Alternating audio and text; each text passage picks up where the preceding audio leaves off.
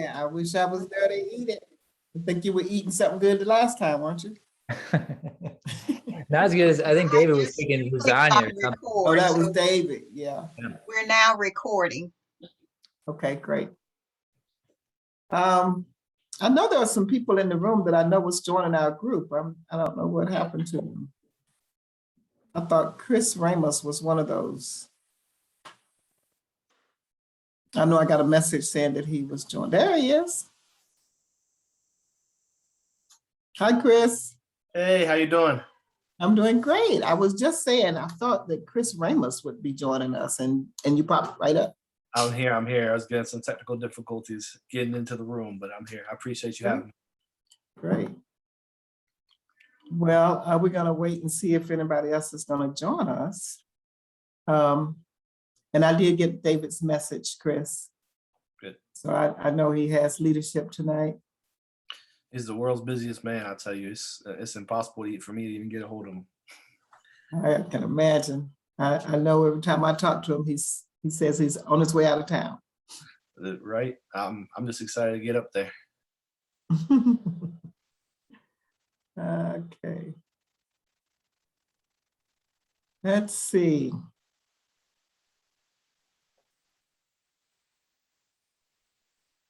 Well, Lee, you think it's just going to be the four of us tonight? Well, I think, Paula, we will hope that maybe some others will join, but we could probably go ahead and get started if you think this is, I think, Well, we've yeah. got a lot that we're trying to do, so I would say let's maybe get started. Okay, yeah, we want to be respectful of people's time, so, yep. I do know when they transfer me over, there's still like 20 people, I think, having some difficulties getting into a room. So Okay. Yeah. This technology is amazing. It's just hard to keep up with all the little stuff. no question.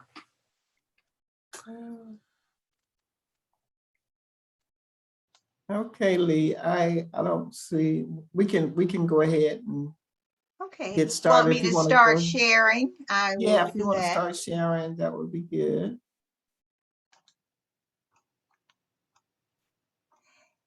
And let me know. Oh, there it is. I was going to say, let me know when it pops. Oh, no. I don't know that it did. It didn't, I don't see anything. Okay. I've got share screen.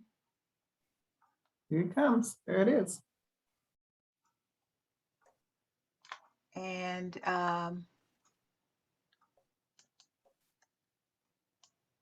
Okay, so there it is.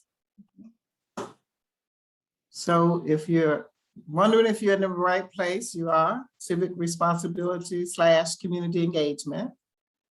And today's focus, or tonight's focus, is going to be on the problem statement, the root cause, and the vision.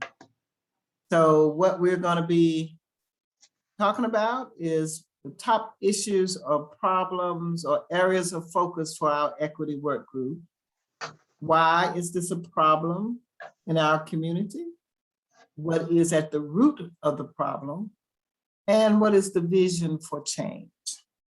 So that's kind of where we are. And we're going to start. And I want to welcome Ned back, of course. But we're going to do some introductions. So Chris, we all know each other. You know, this is, we had a larger group last time. So we had some fallout. But Chris, why don't you introduce yourself and tell and say what brings you to this work group, and what do you bring to our group? Awesome. My name is Chris Ramos. Appreciate just the opportunity to be here. What brings me to this working group is just my relationship with David. I'm actually moving up to Winston-Salem on July 1st, currently located in Orlando, Florida, where I've lived for the past 5-6 years. And so bringing to the group, I work for an institute called Polis Institute that has done more like it's an action research organization, but it's really specialized in the data behind community visualization as well as community engagement. So we don't do any project where we don't hire and train local residents to do the work themselves. And so all of the work we do is on sustainability and community engagement. So I'm just excited to learn. We have a very place-based philosophy as an organization. So we know how unique every single area in the country's problems, issues, but also assets and beauty are. And so I'm just excited to learn about my coming up new home and get to meet some people in the process. So I appreciate y'all having me. That's amazing. Chris, may That's I amazing. ask you what was the first word? I got institute, but not the name, the first name. It's Polis, Polis. Well, I took a stab at it and got that right. Thank you. There you go. Hey, it's Thank better than you. most. I get called polish and police and all the different things. So Thank you. appreciate you. No problem. So Ned, you want to introduce yourself to Chris? There you go. Oh, Chris, it's great to meet you. I am Ned, and I got a light. I'll stand right here so you can't see that light behind me. So I live in Winston-Salem. I moved here in 1997 after graduating from college. Got my first job here, and just feel like this city has adopted me as their son, and just really love this place. And I think you're going to discover that we have an embarrassment of amazing people in this city, and two of them are on this call. But we are just, but we need experts like you to come and help us figure this out. So I'm really glad you're coming. I've served in a bunch of different roles professionally, mostly in the world of youth ministry, people development, social capital, enterprises, building nonprofits, working for large organizations, corporations, doing consulting, a little bit of everything.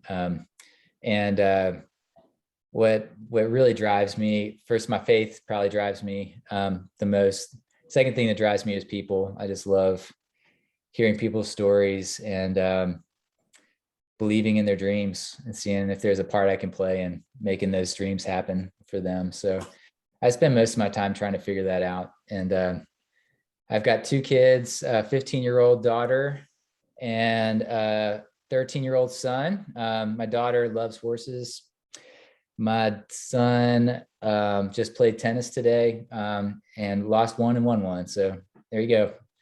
My wife is an incredible woman. She's a physician here in town and started a clinic in South Winston, which is primarily Hispanic population. She's bilingual and just has a passion for health equity, and she does a lot of health equity work. And yeah, I'm tickled that I'm on this call, and tickled to be working on this project and really inspired by the work. So that's a little bit about me. Well, Tanya just joined us. Tanya, thanks for returning. And we were just wondering what happened to our people. So thank you for coming back.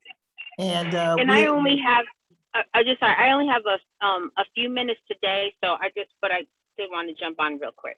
Okay, great. So look, introduce yourself to Chris quickly and let him know what brings you to this work group and what you bring to the group.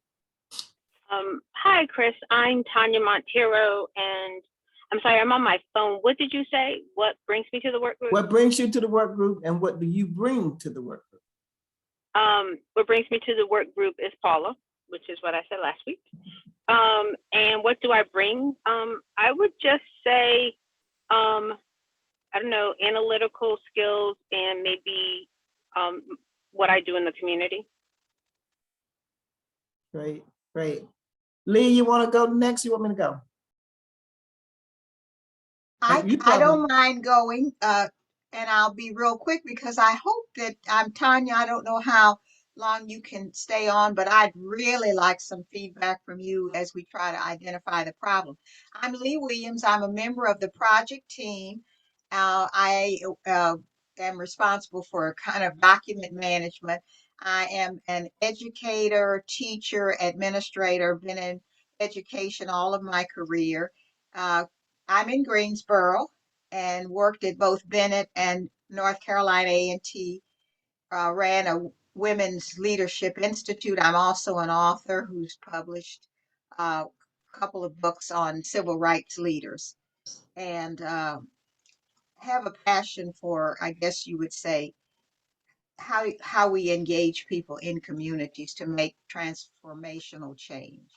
So I'll stop there. And I will quickly say, Chris, what brings me to this work group is my passion for community engagement, for community development, for community organizing.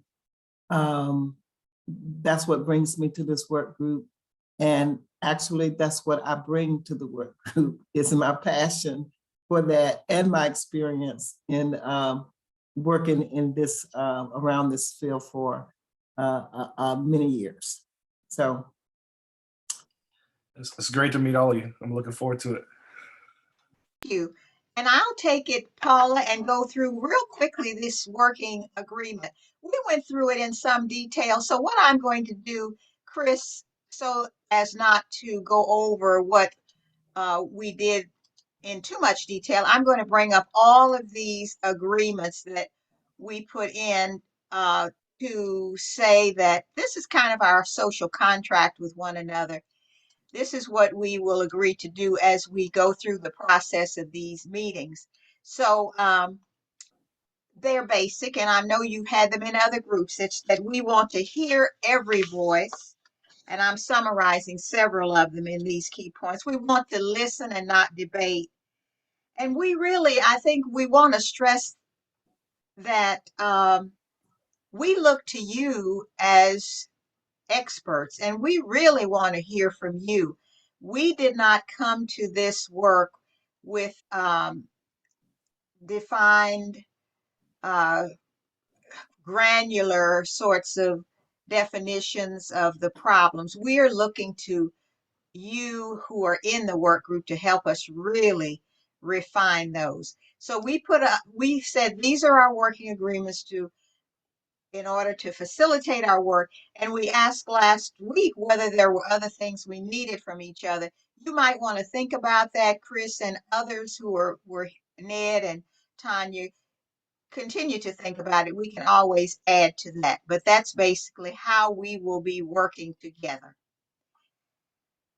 Paula, would you want me to do this review of data? And Yeah, why don't you go ahead, Lee, with that? Okay. Yeah. Now, we heard from people last week, and we really processed that in the week since we had that first meeting and agreed that some data, the 3 slides that you're going to see, may not be what you think are the issues around civic responsibility, community engagement. And so we want to refine this.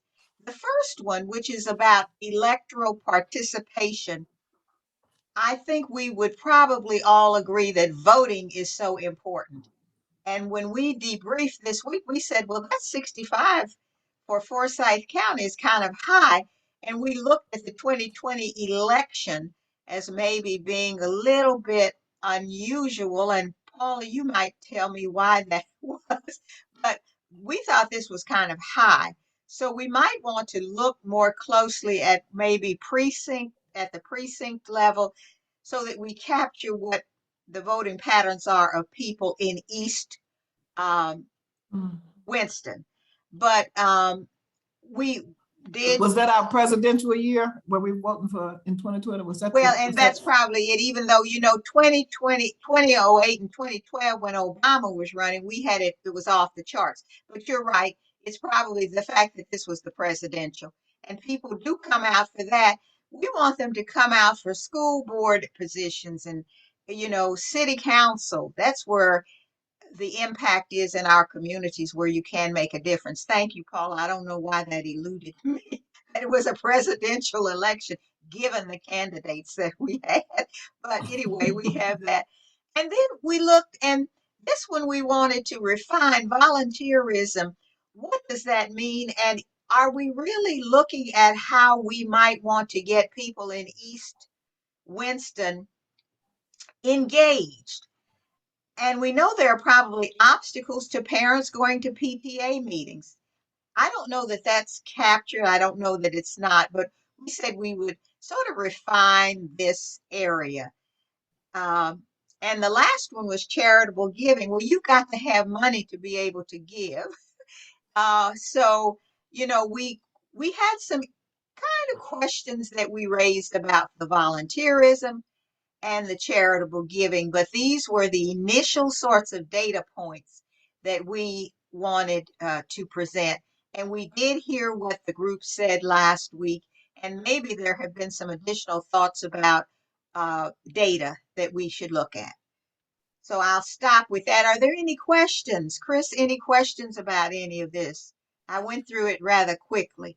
The bar graphs just show what's here in the numbers. Okay. Oh, you're good. This is all county level data, right? Yeah. Yes, so. Forsyth County. Yes, it is. Mhm. Mhm. So, I'm sorry. Are these the three, like the questions, the why questions, or is this you're just sharing data? oh no, what we're doing, Tanya, is sharing what we shared last week. So this is sort of a Okay. quick review. Just Yes, a it's a review, quick yeah. review. Thank you. So, now, and we've answered this, and the one we're using now, Tanya, and I'll read a little more since you're on your phone. This next slide says, reflecting on the data for our equity work group. Is the data relevant? We kind of answered that last week. We felt the voting was probably the electoral piece may have been more relevant and finally defined than the volunteerism maybe and giving. Is there additional data? We were saying yes. We talked somewhat about asset mapping. And so we're really open to thinking about the data that we're using and how we can refine it. The third bullet on here is thinking about the data and your experience in the area. What are the problems? You know, you may have a different set and a different feel for what the problems are. And Chris, I was just happy that you are working in the community because I'm sure you can help us really refine what you see to be the problems in terms of community engagement. How do you get people more engaged? And I think you said what you do, and it's so right out of the playbook of Ella Baker that you look for people in the community and you train them. You want it to be grassroots and bubble up. So we'd welcome whatever you have to say about that. And this is our main work. And Paula, do you want me to continue or do you Continue, please continue, Lee. Okay, this is what we want to do this evening. What is a problem statement? We want to create a problem statement for the civic responsibility community engagement. And that means we want to, and Mary really emphasized it should be one sentence. That's what you see here in the green. It should capture it. Now, we may brainstorm many phrases and words and come up with several sentences, but we want to distill that down to one sentence. But the problem statement, what is it? It's what we use to understand why it's important to make a problem statement. Use this to understand why it's important to make a problem statement in the beginning of the creative problem solving process. That is why we want to put it out there, nail it down, have in mind clearly what's the problem when it comes to civic responsibility and community engagement. Do you know what problem you want to solve? And we're going to ask who, where, what why, and when to try to get at that. I'm looking at the blue box. It helps you find more useful solutions by providing a clear and inspiring aim. And the final box, a problem statement is a guiding star for your creative process. So that is what we're told we need to deliver from this second session, coming up with stating clearly civic responsibility, community engagement. And I guess, Paula, we could almost have maybe one statement for each one of those areas, but we would be guided by what you as group participants. Any comments on that slide?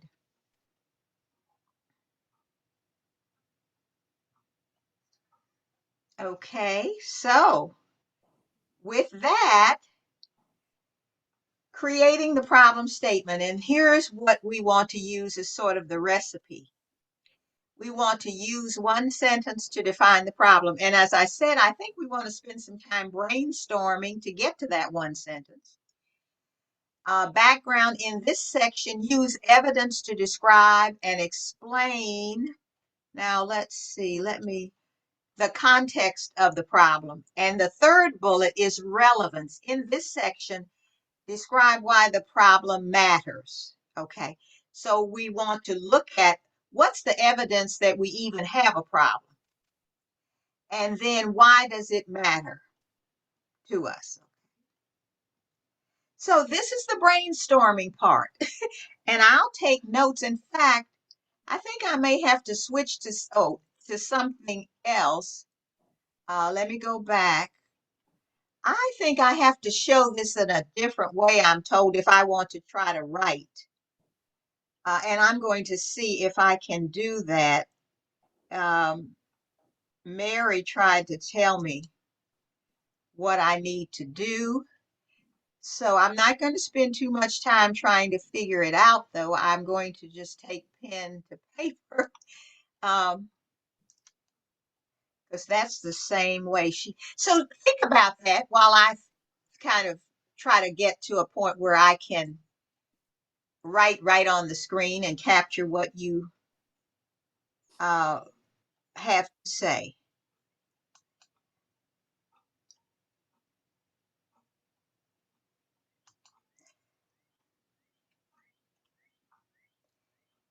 How would we define the problem of civic responsibility and community engagement? What's the problem in East Winston related to that?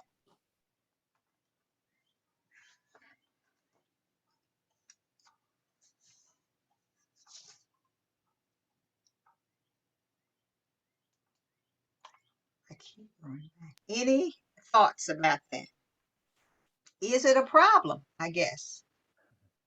Tanya, do you want to kick us off since you don't have as much time?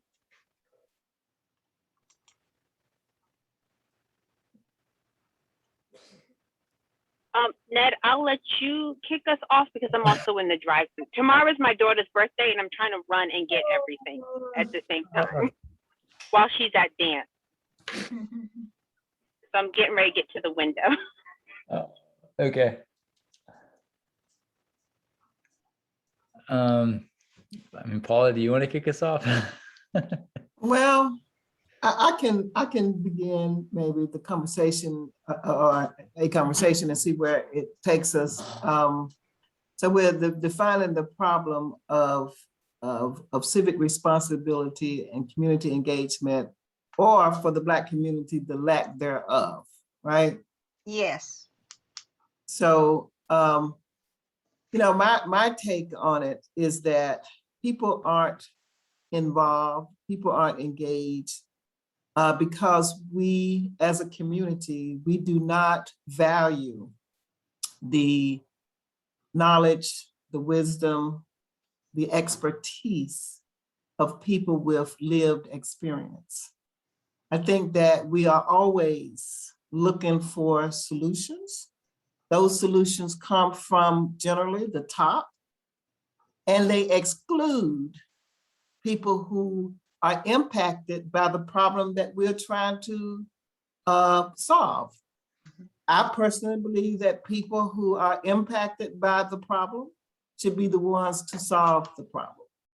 So, but I think that as it relates to,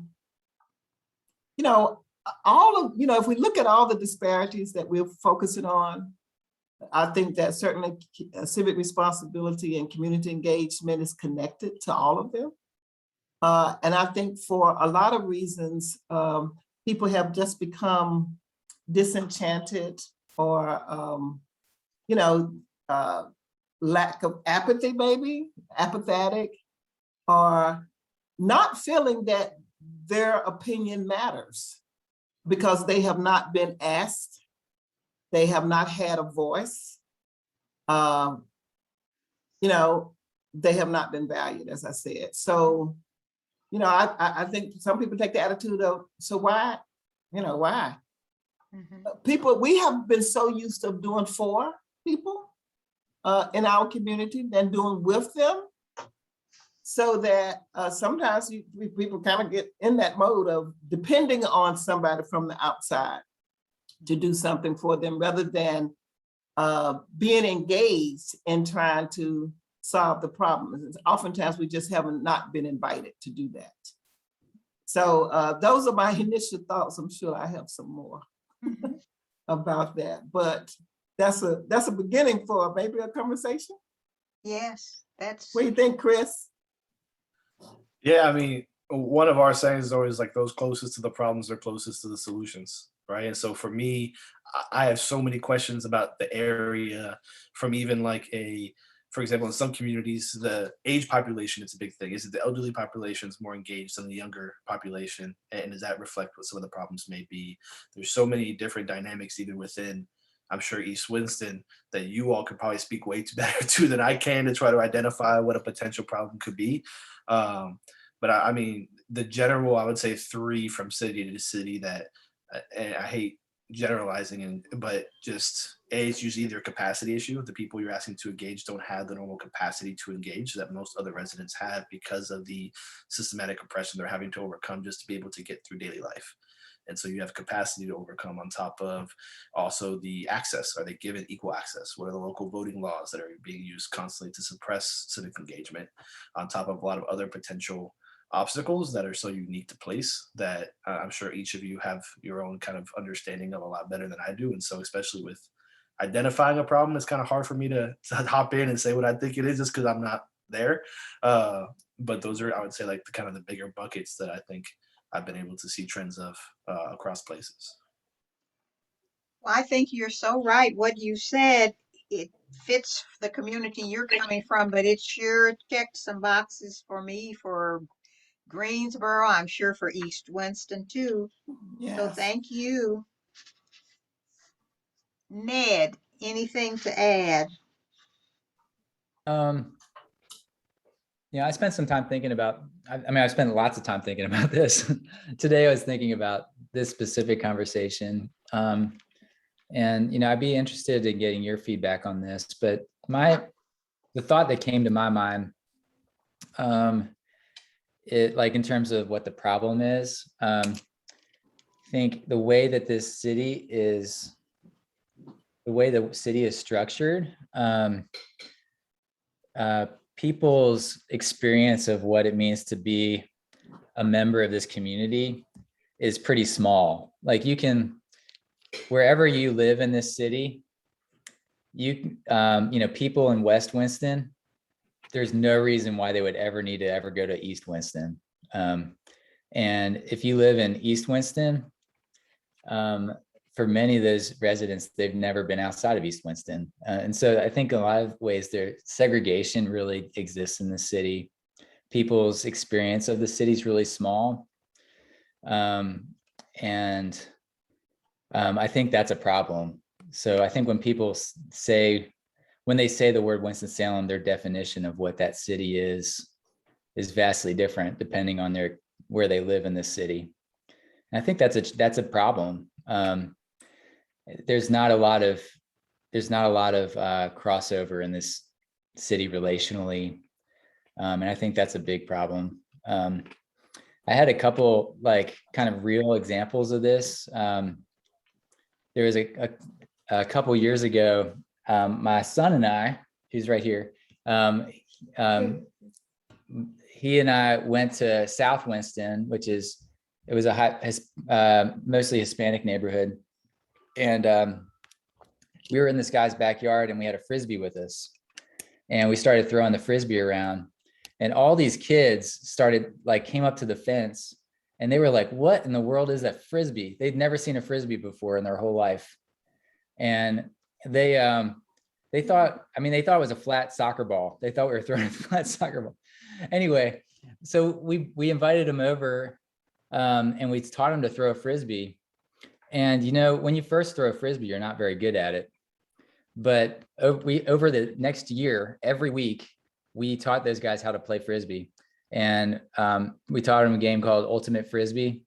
And I'll tell you, I would put those kids, after a year, I would put those kids up against anybody in this city. They are the best.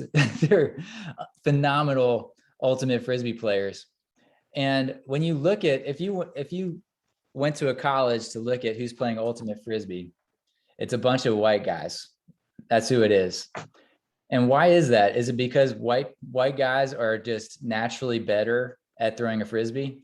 No, that's just not true. But people from a different background have never been exposed to what throwing a Frisbee looks like. And so they don't even know that pathway exists. And to me, that was like a light bulb moment, that people in this city having been given the opportunities to see what other pathways they are, other than the pathways that are right around them. Those Hispanic kids, I remember we were walking down the street with some guys. Most of those guys, if you ask them what do they want to do when they grow up, most of those kids say they want to work in construction. You know why? Is it because they like construction? No, it's because that's all they know. That's what their parents do. And so this one kid said he wanted to be an architect. He's this big, he's kind of an overweight kid. He's not going to be good at construction. Like you can tell. He said architect. I was like, that's awesome. You could be an architect.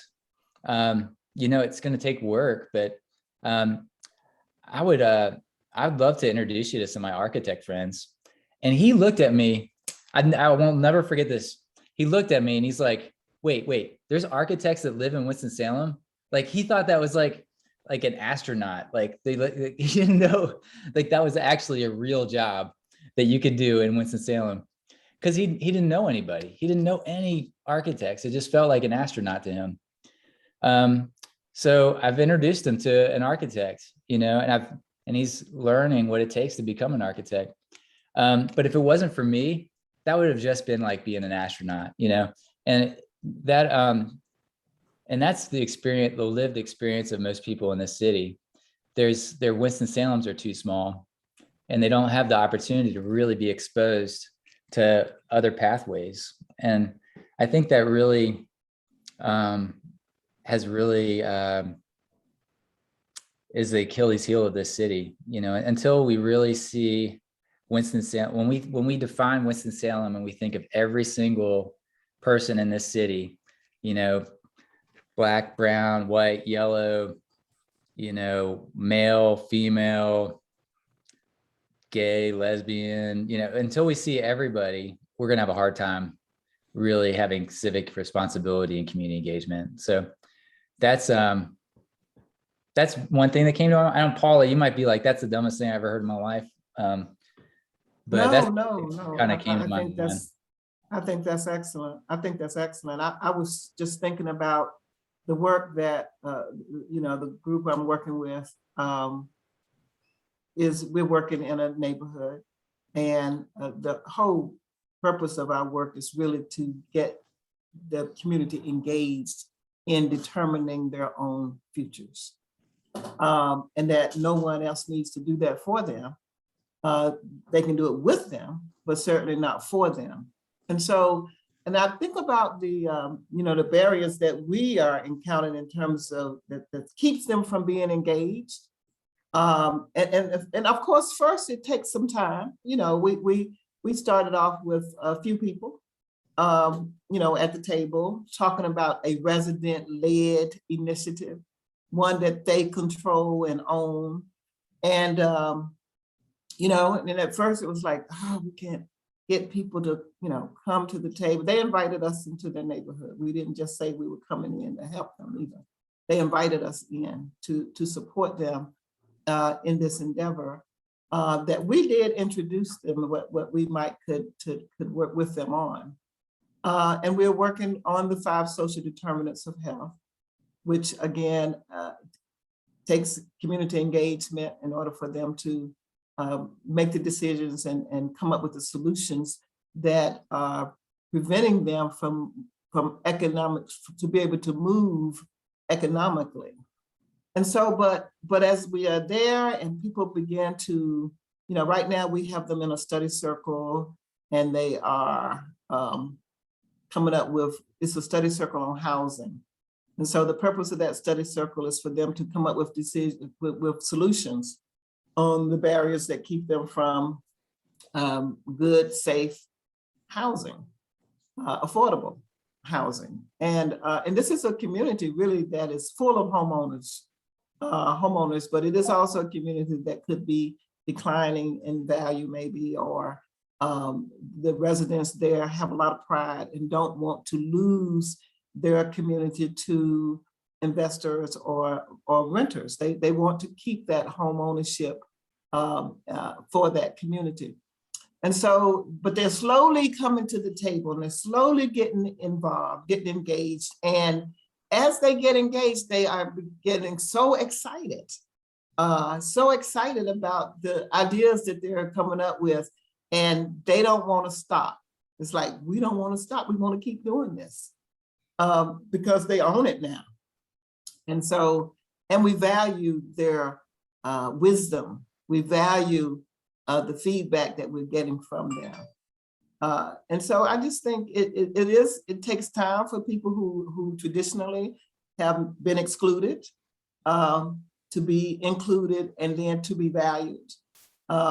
But they're getting it that, hey, these folks are really serious. They really do want to hear from us. They really do want value, what we have to say. And to prove it, we're actually finding the resources to implement what they are saying. So it is like magic, really, to see when people take ownership, when they see that their voices are being heard, that actually motivates them to want to do more and be more. That's good, Paula. Can I ask a follow-up question? So, like, I think what I heard you say, and I absolutely love it, is like, once people actually show up, get to the table and realize that there's this not, we're going to use your opinion to check a box, but there's genuine shared power and decision making, that then it leads to shared ownership, which then makes it really organic as far as the engagement level to increase over time. So from initial engagement seems to be more of the problem or difficulty. Like, how do you get people to show up to the table in the first place? And so what have you seen as like the typical engagement methods that have been used? Have you seen certain things that have worked better than others to do that? Well, actually, and typically, I should say, we start with a community day, something that gets community to gather together, to where they get to really get to know each other. The study circle has been great in that they start talking and they start becoming familiar with each other and they start forming relationships. So I think this whole idea of relating to each other and maybe even friendships might come out of this. But the fact that they see they have some things in common, as we are trying to create this common vision, right, for the neighborhood, a shared vision, I think once we can create that and they own this vision, we'll see more engagement. And for us, that's success. That's good.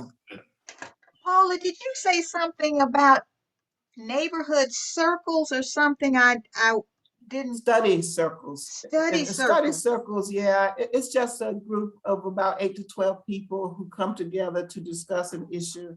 And they are discuss that issue and then come up with ideas for solving it. Okay. You know, And it's do been you have around a while.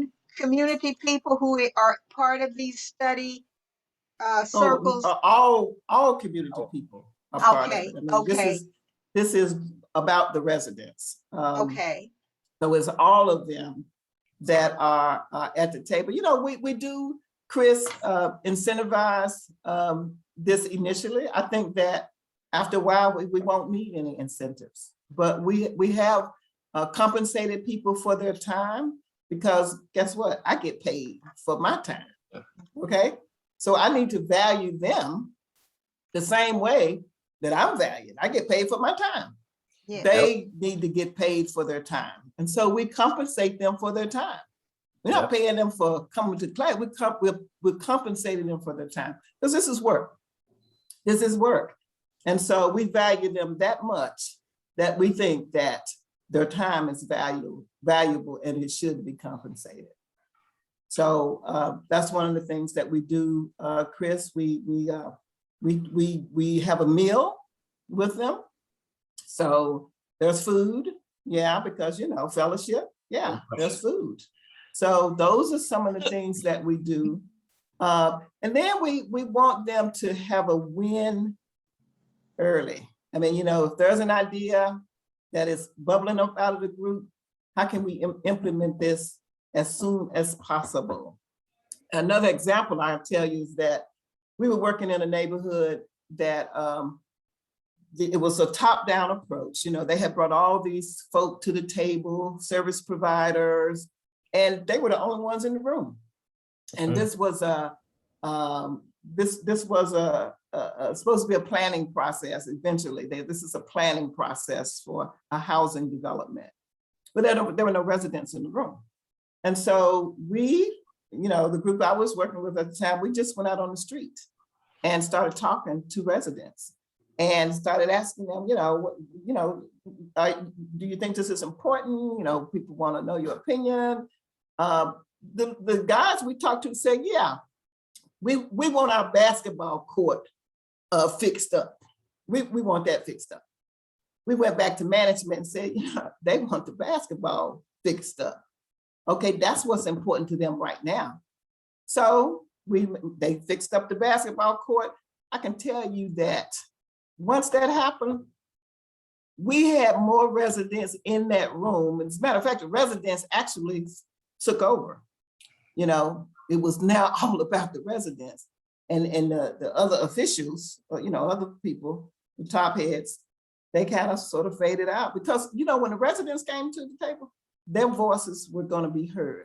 So what seemed like arguments to, you know, the folk in the room, what seemed like that they came to gripe, look, they needed time to do that.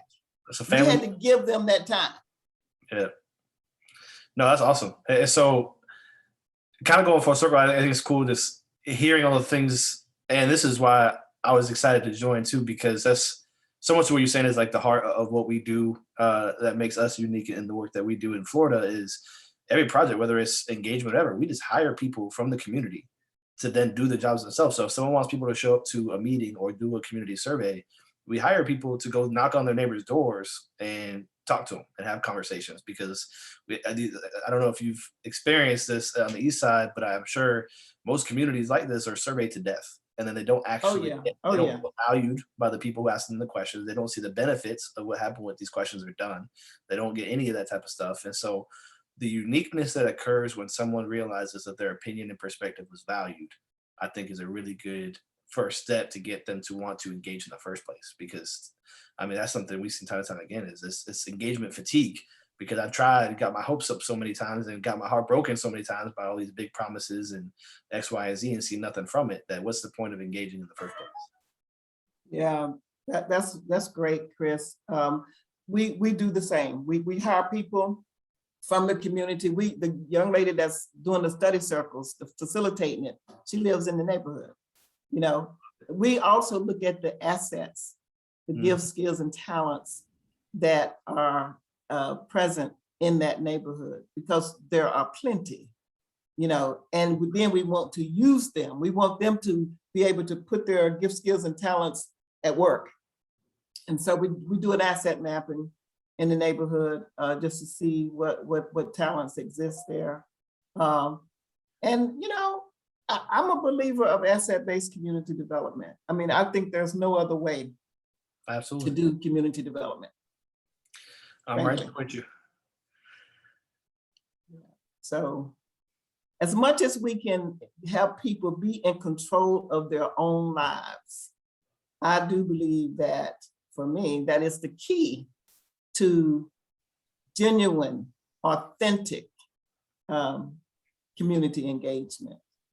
And having a seat at the table. You know, we talk a lot about the policies that are inequitable, okay? Well, you have to think about who made them. Who made the policies, okay? Who was sitting at the table? I mean, most people gonna look out for themselves. I mean, what's in the best interest of me? If I'm at the table, that's what I'm gonna look out for. So we are not at the table so often. And so policies are made that don't have, you know, folk who are marginalized in mind. They don't even think about it, you know? And so we need to have seats at the table in order to have equitable solutions and equitable policies. Now, thank you. Go on, Chris. No, I was just gonna. I know the goal is to get the problem statement. So as I'm listening, I'm used to being in your seat, Leah. I'm not gonna lie, so it's hard for me to shift out of it. But just one of the main problems is that people feel like their engagement isn't valued in the first place, right? As a key problem. And then B, the aspect of lack of shared power when that engagement is received. And like you said, when shared power actually occurs, the organic nature of it leads to a better engagement going forward, is what I at least hear you saying from what you've done in the community so far, Paula, as far as like what potential kind of big problems would be. That help I need from any of you. So Chris, that is most appreciated. You know, your summary, you said lack of shared power. What was the first one that you had? Because you captured so many of the ideas and thoughts that have been presented. Was it something about a seat at the table?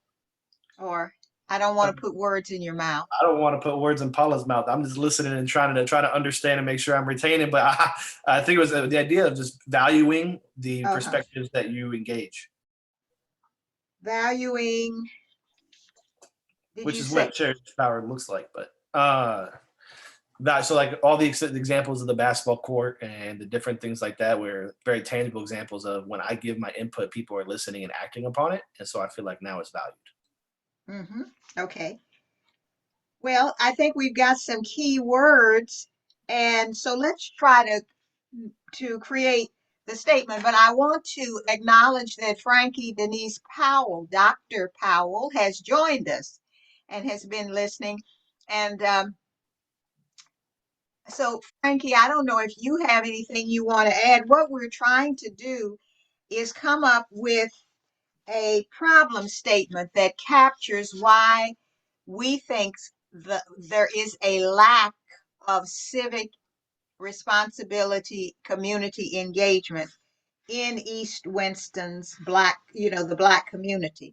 That's what we've been discussing for the last several minutes. So I don't know if you have anything you might want to add.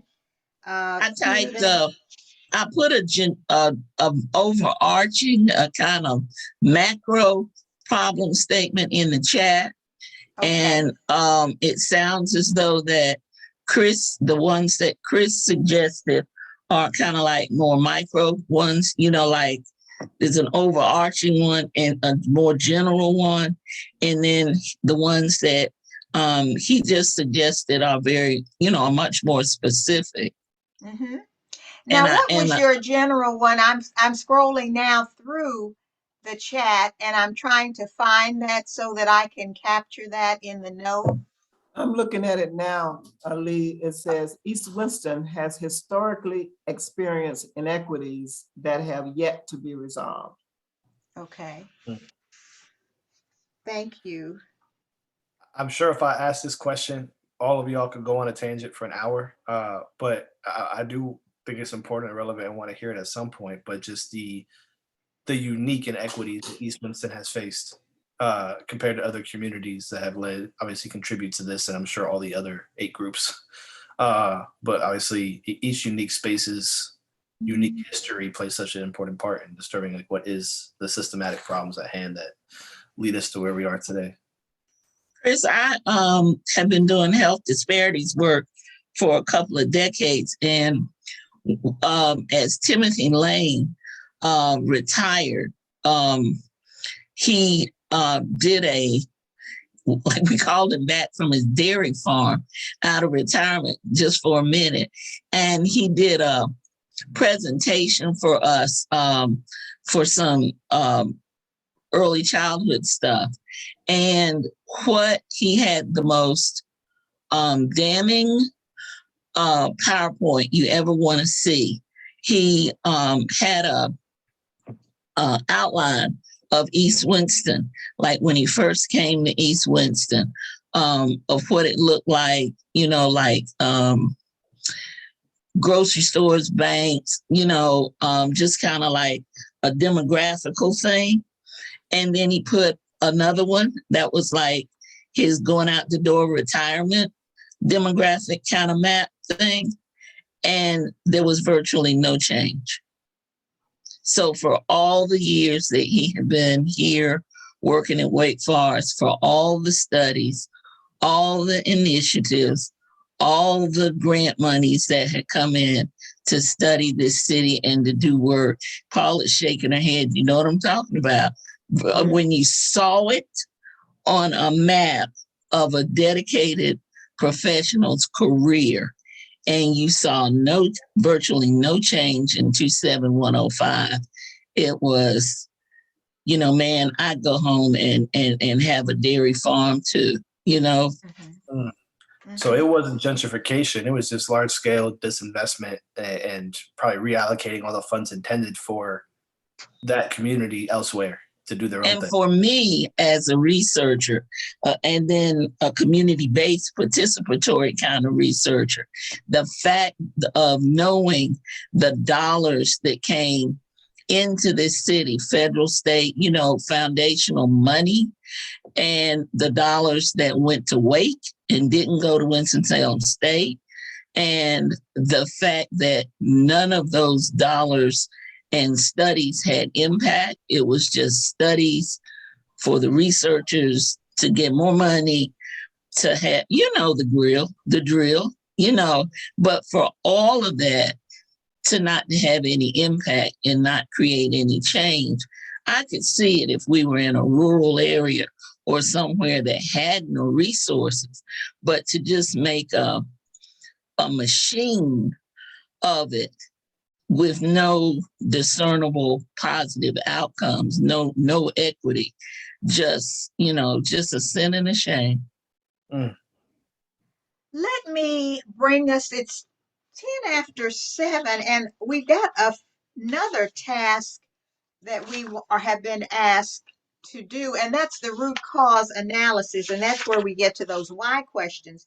So I just want to see if we can do our statement, get something down for it, and I guess I'm going to try to begin with the root of the sentence and then see what we can get to. And it would be something as simple as the problem with or the lack of civic responsibility and community engagement in East Winston is. So let me see if you can give me some words and phrases to fill in that blank space or you can give me another sort of beginning. If you don't like that, because I'm doing this right off the top of my head, brainstorming. You know, and Lee, I'm not really supposed to contribute too much in this solving of, you know, creating this problem, but you know, just a blanket statement for me, you know, and certainly this is, I'm not suggesting this as a problem statement, but for me, a blanket statement as it relates to the problem is that people in low resource neighborhoods and low resource communities are not valued as contributing members of society or contributing members. Yeah, they're not valued as, and so therefore, we're just not included in things, but we're not even exposed, as Ned said, to things, or, you know, but I couldn't resist. Okay, and I appreciate that.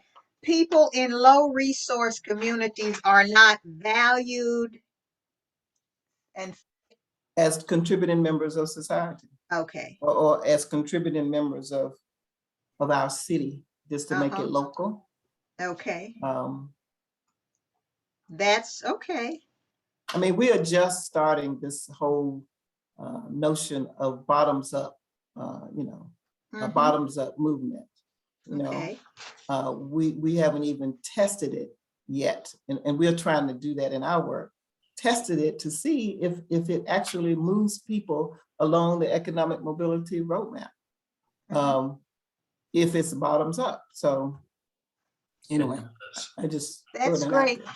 Is there anyone who is in our chat room who can guide me to how I might be able to write on the slide? I have completely blanked on what Mary Kendricks told me, and that's why you've been seeing things crop up as I have been trying to change the slide. Let's see.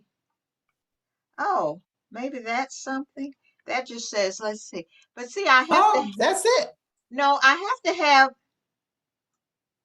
Oh, it's gonna listen to everything we say and just write oh, I don't want that. I don't want that. So that's not the one. I was looking at the bottom of this There's a screen. pen right there. Is that a pen? What Yeah, is I that? think that may What's be that? a highlighter. See, oh, That's wait, it. You got a no, pen. that is. Oh, Yeah, So you that's highlight. Oh, maybe this pen one is right there. that. pen. That's a pen. See what that is. Wait, okay, now. You have to hold the mouse down the whole time as you're writing for it to register, I believe. Yeah, I mean, it started to do something with just clicking. Hold on.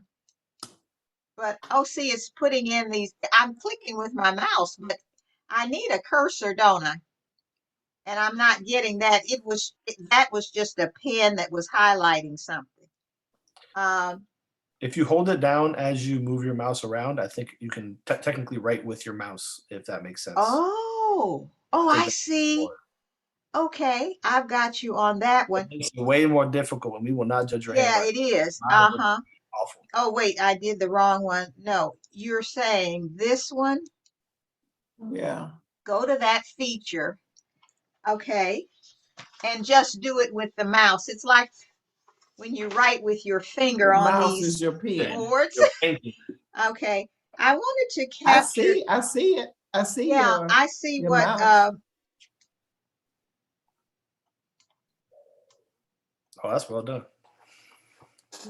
well, I'm trying to capture.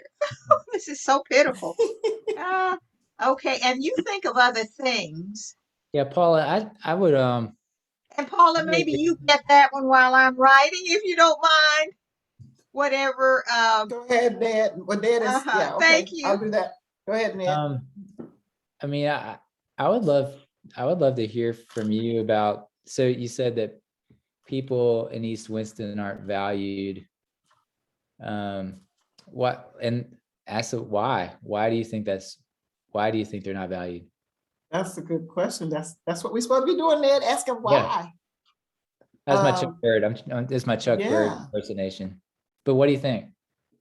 Why they're not valued? Yeah. Because they are poor. And that when we look at poor people in our community as being what? lazy, unmotivated, y'all know the adjectives that describe folk who are poor, as if they have no value. I mean, we got all kind of names that labels that we give people who have low resources. And in some cases, no resources. We almost think they're not human. I don't think that we can separate, the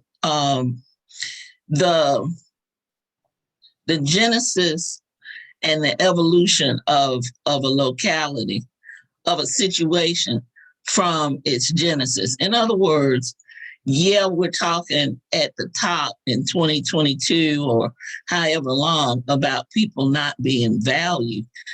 All the stuff that Paul is saying is true, but I don't think it can be separated from what this city was founded, or at least the Winston part of this city was founded to do.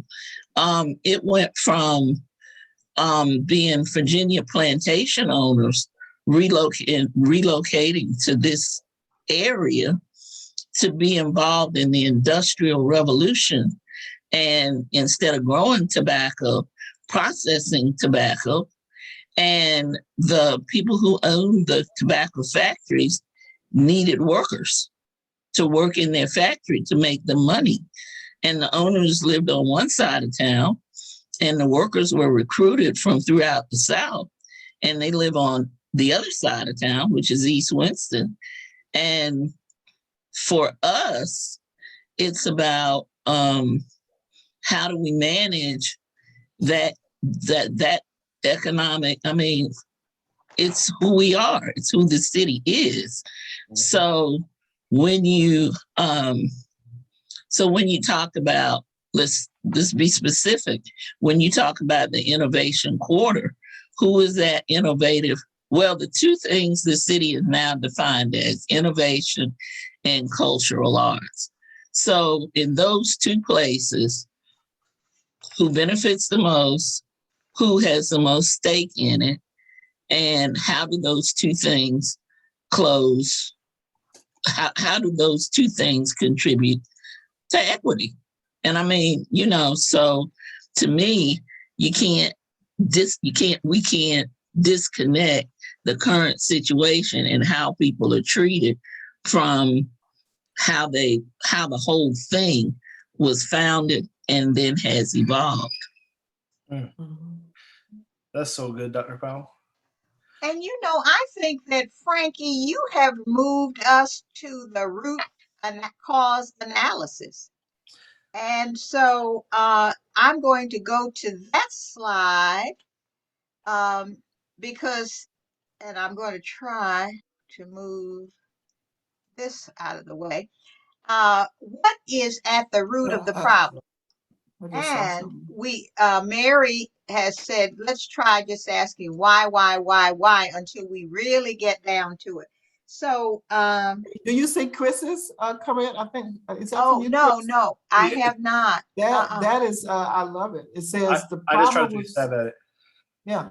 Let me read it. The problem with civic engagement or community engagement is that the populations we are seeking to engage have been historically and are currently viewed as less than, therefore considered unqualified to provide valuable input due to, well, I can't see the rest. Race and Due economic to race status. and economic status. Yeah, that's great. I love it. I love it. Now I want to I think that's try. our problem statement. I think that's our you problem nailed it. statement. I think you nailed it. I think he nailed it. Yeah. Now I'm going to I don't even know how I know what I need to get rid of that in, but I'm trying to see how I can reduce this screen so that I can copy. It's I copied, the I chat, want to yeah. paste. It's on the chat. Mhm. Okay. I don't want to just took a stop picture the of it. video, but I do want to try to make it smaller? Is there a way to, when I was showing, that one I wanted to get out of. And I didn't say, okay, I don't want that any longer. Okay, I don't know. I picked it up, but no.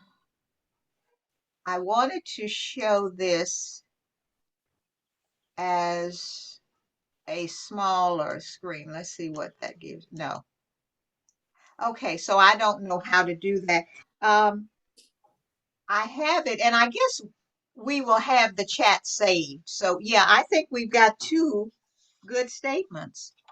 Well, I And think he has taken what I said and combined it with some other stuff that really makes it quite comprehensive. I think it's great. okay, so here's what I'm going to do. I'm going to put in my email, and Chris, can you highlight and send that statement to me? If I give you my email in the chat? Absolutely. Okay, here we go. And I'm sending it to everyone in case anyone else would like to send me anything. Okay, it's coming your way in the chat, and I would appreciate getting that. Thank you. Now, the why. We've got the problem statement, and I guess is everyone kind of in agreement that as an initial draft, we'll use Chris's statement. I heard Paula say she thought that was a refinement of her own. So we'll say that that's our problem statement for now, and we can go back and revisit it at another time. What do you So, think, Ned? Ned, you think, what do you think? Oh, I love it. You know, I'm trying to think of the why. So the two problems are people are undervalued due to race and economic status. And so why is that? And I guess one of the whys would be that we live in a world and we live in a city where people still don't believe that everybody are created in the image of God and that have equal dignity and value based on who they are, just because they're human. We have kind of tiers of how we measure humanity, which is just really just disgusting to me. And that we measure people's value by their income, and there's other ways that we can understand people's wealth and the resources that they bring to the table. And those are two big areas where we're uneducated as a society to think of people as equal and equally valuable just because you're human, and that there's more than one way to think of somebody's value in terms of what they bring to the table. And it's not just their paycheck. now, in the spirit of what we were advised to do, we would ask another why about that. And I'm going to stick with you, Ned. You said we live, and I put it in these words, in a tiered world where we measure people by, I said, socioeconomic levels. Why is that? We're drilling down. Yeah, I mean, I think I don't. Well, I mean, as a society, we call it the almighty dollar, you know, and so we've replaced God with the almighty dollar, and I think that's a terrible thing about our society. You know, I think there's other ways to value people's worth. You know, if you ask people, I'll give you an example. If you ask people who their hero is, or who's the most important person, that influential person in your life, Most of the time when I talk to people and I ask them that question, they usually answer one of two things. They either answer a teacher that they had or a coach that they had, teachers and coaches. Do you know how much teachers and coaches get paid? Nothing. They don't get Very paid little. nothing. They don't get paid at all. You know, you can work at the Amazon factory and work and just move boxes all day and get paid twice as much as a teacher, you know. But we live in a society where if you make twice as much of a teacher, you're twice as valuable of a person. And I think that's we need to redefine what we say is valuable in our society. Because I think teachers, and I would love someday for our economics to reflect what we value. So I would love our teachers to get paid more, you know. I would love for our coaches to get paid more, you know. But I think there's a discrepancy in the terms of we allow the almighty dollar to determine people's value instead of other ways that we can determine a person's worth. And I believe, I mean, I'm a Christian, so I mean, I believe everyone has infinite worth, which changes the way I think about everybody. But that, I mean, I don't know if that's a good why or not, Lee, but that. No, we are, you know, we're not putting it, this is brainstorming, so we welcome all ideas. And so, you know, we're not rejecting anything. I do, see, every time I do something. Nan? with my phone. Yeah. Now, could we say, I know Leah was addressing you since you stepped on out on faith, but is it possible to say, add that a why, the next level of why is because of the political and economic system that we live in? And finish that, Frankie. What about it? Political and economic system, what? Make or systems. Well, yeah, because when he was talking about why the devaluing and what was underneath the devaluing, and then I was, if you know, permitted, gonna say, because what has value and what doesn't have value comes from the political economic system of where you place your values. So we have the problem because the political and economic systems are narrowly framed, or No, I was just value. I wasn't gonna make a value statement on what it is. It's just answering the why is it. Well, I want some more words around that the political and economic systems, I need some adjectives or some verbs or something. The What political about and the political and economic system devalues human worth. Okay. Thank you. That's good. And I would just add to that specific people's inherent worth. Yes, specific people's inherent worth. Because like me, even going to, if I'm going to keep trying to dig even further down to why, is this that people will seek and protect power at all costs. Well, let me give you an example. At the university, I thought, you know, at some point all things were equal across salaries. Right? But anyway, when you really start looking at a budget, you were talking about teachers, and I guess we were talking about PK to 12, right? So at the university, professors are still there. There's ranking within that. Education, sociology, folks over in the College of Arts and Sciences, they get paid less than the biology department.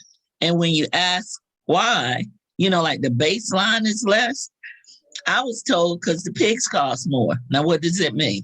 In the biology department, the pigs that they dissect Last time I heard, the pig cost about $384. So that department, biology, is worth more than the liberal arts area. It's worth more than the School of Education. And what's up underneath that is, you know, a larger political and economic system that values those other things more than other disciplines, certain disciplines more than others.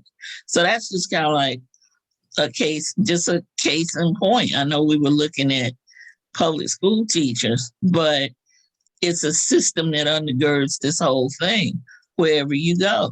That's why nurses make more money, because it costs more to run the nursing department, because people value, you know, doctors and nurses more. Yeah. Dr. Powell, I always go, oh, sorry, go ahead, Paula. Go ahead, Chris, you please. No, I was going to go back to something Dr. Powell said in the beginning of just the inability to separate things from the genesis of it. And you go back to every system in this country, it comes down to the origin of our country, which is why I go down to the fact that people will seek and protect power at all costs as the root cause, as I see it, just from the aspect of when our founding fathers, quote unquote, came over to this country, Native Americans were the people in power. It was their land. And so what did the people do? Seek and protect their power, as again, by rape, murder, pillaging, and genocide.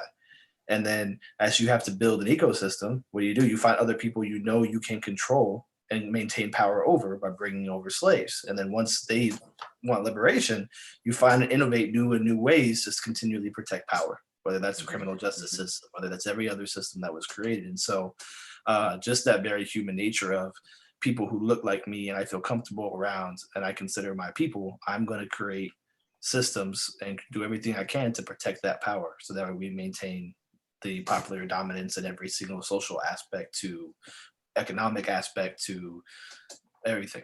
So, I mean, I'm trying to go as root cause as I can get without just going to original sin with my man Ned over here. But I'm trying to get as practical as I can. And it, to me, just always comes down to that. I mean, from an anthropological standpoint, people groups have always sought and protected power to the best of their ability. Wealth, and that's what I put in the chat, wealth and the power to create and keep wealth. And I said it's a deadly combination, literally and figuratively. It's all about wealth and power, unless we make it different, you know? Now, I like that, Frankie, because how do we make it different in East Winston? Is there a way to solve these problems? Because I hear the root cause. I heard three things that I heard more than that, but these we seem to all have nodded our heads about, that political and economic systems devalue specific people's human worth. People will seek and protect power at all costs and create systems to protect that power. And then yours, that you just put in there, wealth and the power to create and keep wealth. Is there anything that we can do if these are at the root cause, or they are the root causes in the East Winston community of people being less than engaged in their communities and not taking on civic responsibility? How do we I have begin? one. I'm sorry. I have one that I just want to add Okay. to the why list. Okay. And my why is that people just don't trust the system.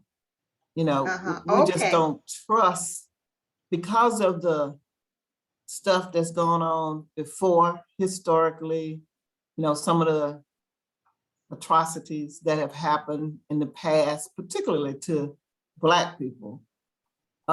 People just don't trust the system. And I know we use this little catchphrase, change moves at the speed of trust or whatever. And it's true. If people don't trust you, they're not gonna follow you, they're not gonna join you, you know, they're gonna stay at a distance. You know, so I think trust, being able to trust someone and being able to build trust is certainly important, but I think lack of trust is one of the whys. Okay, I love that. I love that. okay. So And I would then, say, oh, I'm Mhm. sorry. No, go Um, ahead, please. I mean, I think one of the causes of lack of trust is lack of relationship. And you know, I think of Nigel Alston, he's one of my mentors. He said he has this formula: relationship equals contact plus time. And if you want to build relationship, you've got to like become, you got to get in proximity with each other, and you've got to spend time with each other. And I think when you do that, then you build trust, and then change can happen. But I do think I think relationship really does is the cause of lack of trust. There is no relationship. Mhm. But I also love what Chris was saying about power. You know, I think that's very true. And you know, I don't want to. I think of if you look at history, anyone who has power, Chris is right. They do everything they can to preserve their power, and that's what they do. You know, the Israelites even did it. You know, they were slaves, then they were freed, and then immediately, as soon as they had the power, they enslaved other people. You know, Yeah. it's like the history of the whole world. And then Mhm. you get this one guy. All right, I'm gonna stop preaching. I'll preach it for a second, but then I'll stop. Then you get this one guy, the most powerful human that ever lived, and he could have ruled the world, but instead of ruling the world, he had the opportunity. He was given the opportunity. He chose to use his power for other people, to actually use the power to save other people. And that's what he did. And that's why I'm a Christian. Everyone else, you know what happened? His followers, once they got power, they oppressed other people. You know, like no one's ever done, like Jesus is the only one that's ever really done it. But I think that's really, that's what I think that's the, you know, I want to jump to conclude to solutions. I mean, ultimately it is going to take what Chris is saying. People who are in power, who are willing to use that power for other people and not themselves. And until we can elect, this is civic responsibility. Until we can elect people like that, we're going to be in trouble. Mhm. So I think And you know, that's, Ned, there's that other element that you make me think of called fear. Mhm. Fear of giving up whatever you think you Yes. have. Fear of giving it up. Fear of losing it, I should say. Mhm. Well, I know we're attempting to shift, but I will say one thing that I learned during the call that, like, to me, this gave me a ton of hope, because wherever systematic oppression is, specifically in disinvested communities, it goes in one of two directions. Either this blatant, you don't exist, and I'm going to ignore and defund and deinvest in the entire community, or you're going to gentrify it and erase it from existence. Right? It's one of two things. Right? And Wow. in most communities that we deal with, we're racing against gentrification because of all the new tax breaks to build in these communities. Right? And so you're seeing entire cultures and generations erased from existence in the history books and replaced with Publixes and Starbucks and apartment complexes, and they're going to have quote unquote affordable housing for like maybe the 10 families who can afford to still live there. But like the clock is racing against that, right? But in this scenario, what I'm hearing is in a resident-led way that y'all are going about it, there's hope because that process hasn't started yet, right? And so if in general, like people can from a grassroots level come to power now, they can actually be in charge of their own revitalization process and preserve the culture that's been rich, from what I'm hearing, for the last generations before it's erased.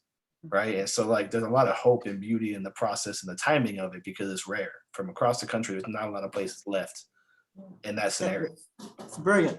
I Let think me that's ask, brilliant. Ned, I want to capture the statement build relationships by getting in proximity and something else you said to people. Yeah, relationship equals contact plus time. Okay. Contact plus time. So contact's another word for proximity. Proximity. Got it. Okay. All right. Well, it's 20 minutes too, and we have had a rich conversation. I want to just go through these and see if we've covered what we were asked to. This was just an example of how you get to the root cause. So I won't go, someone's late to work. And she walked us through that. We've done that. And then define that what's happening, why is that, why, and we've asked the why questions. So the root cause of the problem, I think I have probably a few statements for that. And around this lack of relationships and building relationships through contact and time. And I think for me, that's key. I mean, that really does begin to address what we might do in East Winston, I think. I mean, are we saying we really got to get up close with people, spend some time? It's not going to happen overnight. So that's sort of how I boiled that down and condensed it and distilled it to that. I have so many notes, Paula, which I'm going to write up. So I'm going to let you, is there any, let's see. Wrap up. What stood out for you during this session? Thoughts on the process? We want to check in on how this process of the sessions is going. We want you to think about resources and assets in our community to create transformation. How do we begin to have the contact and spend the time with people? That's what we want to talk about in the next session. And we have a couple of weeks. We're taking a break next week for the project team and planning committee to process this. And I want to just, what will be different as a result of our work to create equity? Oh, this is where we envision, we have a vision statement of what we want to see, what differences we want to see as a result of our work. So this is just prompting you for the next session. So and that's May 3rd, Tuesday, May 3rd, same time, 6 to 8. So make a note of that. You'll get an email with that. I'm going back here because I want any thoughts you have on how this process is working, how we can improve it. We go into small chat rooms and we have discussions. Is there anything, how does that feel to you in terms of usefulness, helpfulness in getting to the place where we know what the problem is and we have some ideas about how to solve it, because that's what will go in our report.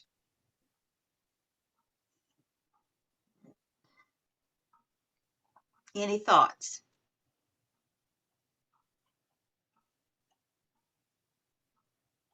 So then shall we continue to work in these small groups as we have been and work through with questions and so forth? Is that feeling like we're accomplishing something? Yeah, and I love it. I have a question. Do we have access or have we had it and I didn't look at it to what the backstory is about We Rise, like how it got started or what it's in response to? Paula can answer that. I think she's been here from the beginning. Do you want to spend? Could you repeat that? So basically, you know me, I can't say it the same way I did the first time. But basically, I know this was probably in response to maybe a proposal or something. And do we know what the the position of it was, like how it started? She was asking Oh, how well, I can, RISE started. Yeah. yeah, RISE started this way. There was a letter that Don Flo sent out to the community. It was during the George Floyd protests. Our city participated in the protests. You know, we were not violent in Winston-Salem, but there were lots of protests. And Don Flo, and some of you may not know who Don Flo is, Ned, I'm sure you do. Chris may not, but Don Flo is a very influential philanthropist in our city. His family owns Flo Motors. He sent a letter out to the community saying, you know, it's time for us to, you know, really address the inequities in our city, the racial inequities, blah, blah, blah. And he said they exist in these areas, blah, blah, blah. He named some areas, some of which we are working in. We made a statement to Don, and I initiated the statement by saying that, Don, this is a very good proposal. It's very good, but it is yet another top-down approach. That's all I said. Don contacted me and said, Paula, what can I do about that? I mean, you know, I said, because I truly believe this, the people who are impacted by the problem should be the ones solving it. And so he said, how do I go about that? I said, let's get some people together. And so we convened several meetings with grassroots people and grass tops. Now, I describe grass tops as people who may have had lived experiences, but no longer are living in poverty, have achieved something, and for the most part might be even running some nonprofit. Okay, but we gathered people. We had conversations with Don, and we said, you know, this is what we like to do, and maybe have some discussions around these issues. And the framework is one that I'm familiar with. We use it in some work that I do with a Partnership for Prosperity. But we have these issues. And so we, meaning Black folk who are most impacted, and we could have made this more BIPOC, but when you look at the data, we found that Black people are at the lowest rung of the economic ladder, the lowest rung. And so that's why our tagline is putting Black people first, ... for a change, for a change. And so this was in June of 2020, when we had these conversations with Don. Don exited the room. He continued to be a champion and a supporter for us. He has in fact given some investments to WS Rise. The name he actually thought of, and we decided it's a good name, we'll keep it. We contemplated whether to change it or not. We decided to keep it. But this group has been meeting every week since June 2020 and having these discussions.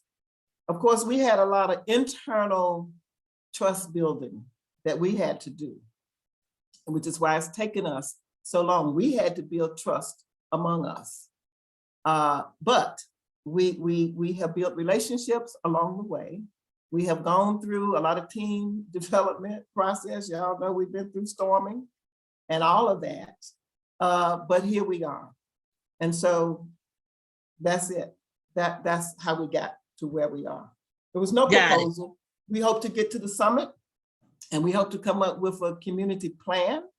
And then we hope to then find the resources to implement the ideas that come out of this.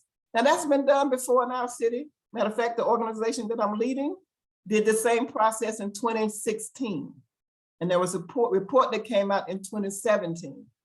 But this group did not want to, this group wanted to have the voices of people, because most of the people that were involved in that in 2017 were top people.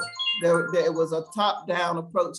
We insisted at that time that people with lived experience be included. And so there was another session held. After that ended, there was another session that then included people with lived experience. But they only looked at what had already been suggested and said, oh yeah, that's nice, let's keep that, or I mean, we could add some more. They were not the initial, that it was not initially co-creation with people with lived experience.